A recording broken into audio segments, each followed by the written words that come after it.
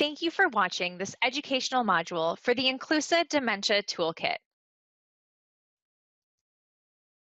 The toolkit is intended for use by anyone from residential or other providers, community members, home care workers, and others who are caring for an individual who may have dementia. After viewing the presentation, you will be able to describe who will benefit from use of the Dementia Toolkit, how use of the Dementia Toolkit supports people living with dementia and their caregivers, the content and purpose of each part of the Dementia Toolkit, how to effectively use each part of the Dementia Toolkit, and how to use the Dementia Toolkit to create comprehensive and individualized care plans, and lastly, who to reach out to at Inclusa for the guidance and support in using the Dementia Toolkit. Who can benefit from the use of the Dementia Toolkit? People with communication barriers often use behaviors as a way of communicating unmet needs, discomfort or pain, anxiety, sadness, and feelings of loss or fear. People with dementia, as a part of the degenerative nature of the disease process, frequently lose their ability to verbally communicate needs, wants, and concerns. The most appropriate term to describe why people with dementia may behave or act in certain ways is they are expressing behavioral communication. This is a more accurate and effective term than a term often used, challenging behaviors.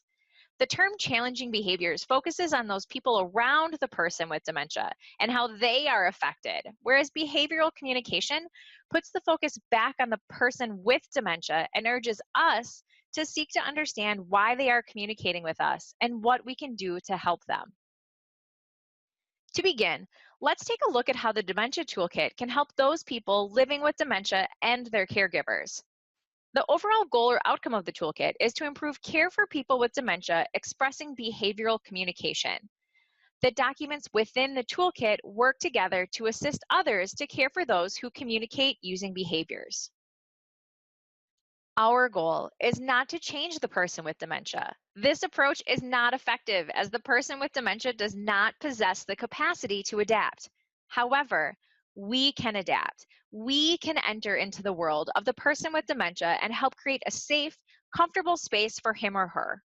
The toolkit guides the caregiver through a process that helps him or her to identify the reasons or the whys behind the behavioral communication. Every person with dementia has different life experiences, preferences, and personalities.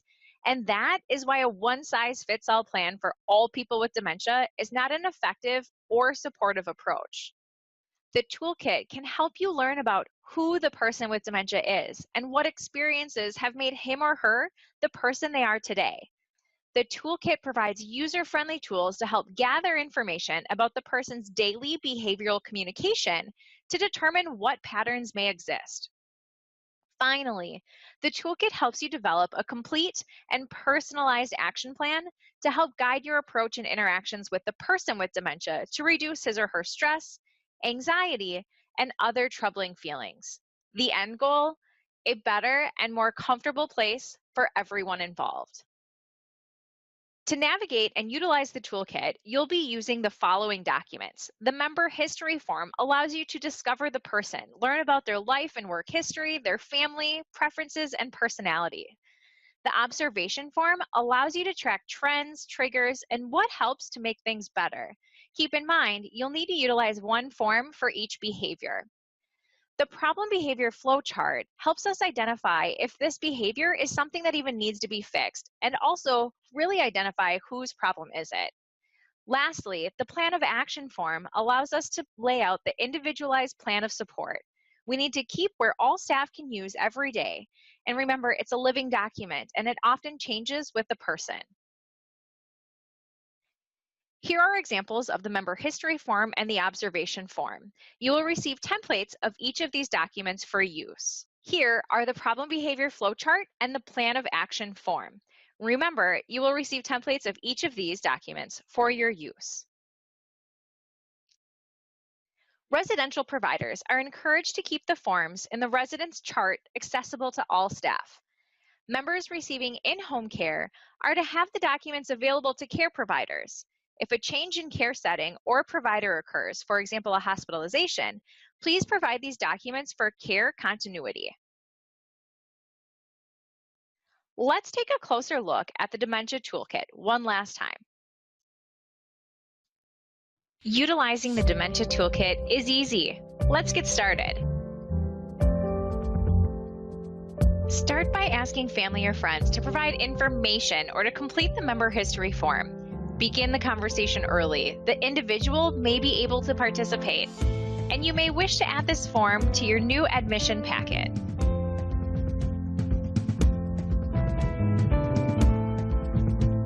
The form may be used at care conferences to generate conversation regarding the individual's past actions or behaviors. Being knowledgeable of the individual likes or dislikes, routines, and histories will allow staff to be proactive using a strength-based process which may fend off potential behavior and will give you a general understanding of who the resident is.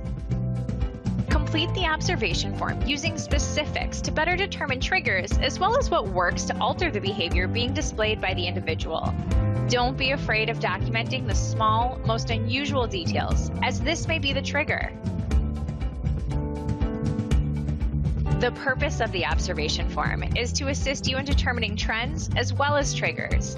And keep in mind, a separate observation form needs to be created for each specific behavior you wish to track.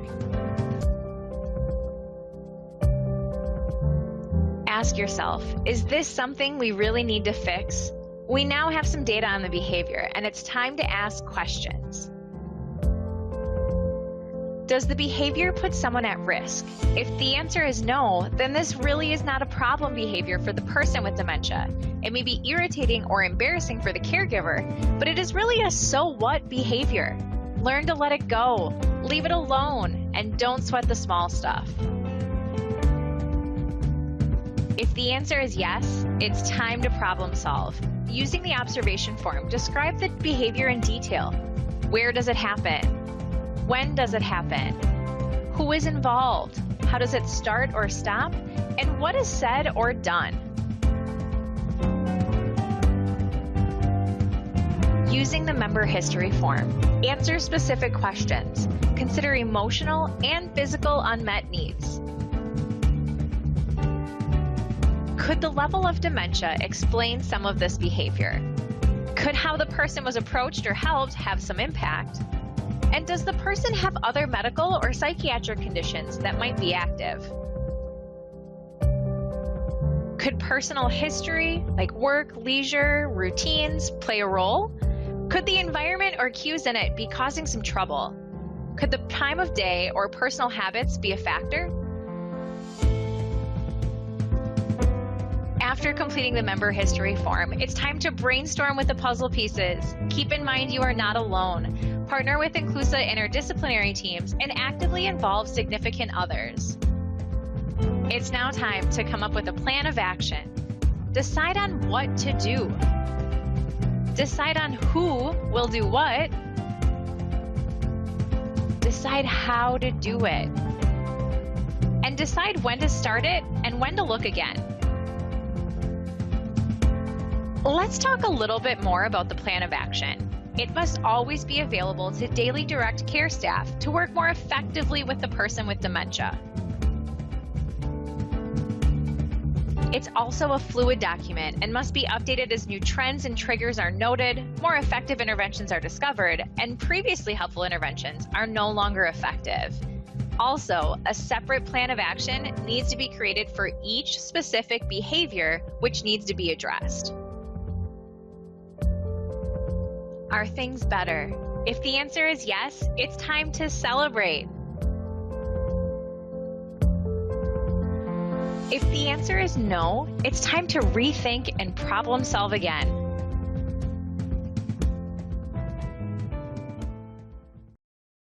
Thank you again for taking the time to learn about the Dementia Toolkit. If there are any questions or comments, please feel free to contact Nancy Tischbein at 715-632-5420 or nancy.tischbein@inclusa.org. Thank you.